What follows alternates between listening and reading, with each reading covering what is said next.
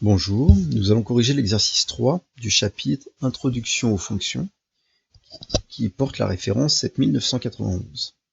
Alors, on vous dit on considère une fonction f dont on a pour seule connaissance le tableau des valeurs ci-dessous. Donc cette fonction f est définie finalement par ces valeurs.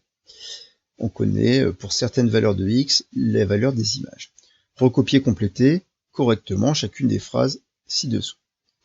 Alors, l'image de -2 par la fonction f est, donc ici, on se souvient que f de x, c'est l'image de x par la fonction f, autrement dit, la deuxième ligne représente les images, et la première ligne représentera donc les antécédents, des antécédents.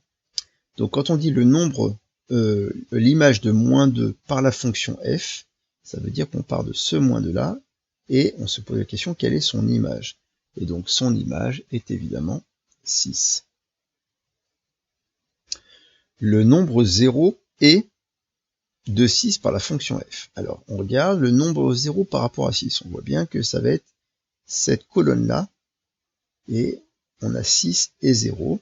Donc on s'intéresse à 0. 0, qu'est-ce que c'est par rapport à 6?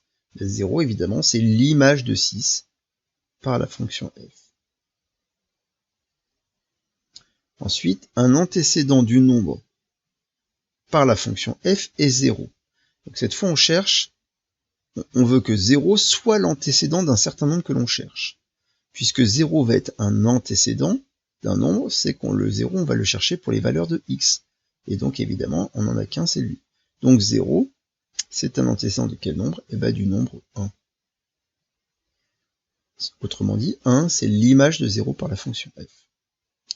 Et enfin, le nom que l'on cherche est un antécédent de -2 par f. Un antécédent de -2, ça veut dire que -2, c'est une image. Donc on va le chercher -2 dans la ligne des images, c'est lui. Et donc, quel est son antécédent par la fonction f, ou en tout cas un de ses antécédents? Eh bien, c'est le nombre 7. Voilà pour cet exercice numéro 3. Au revoir.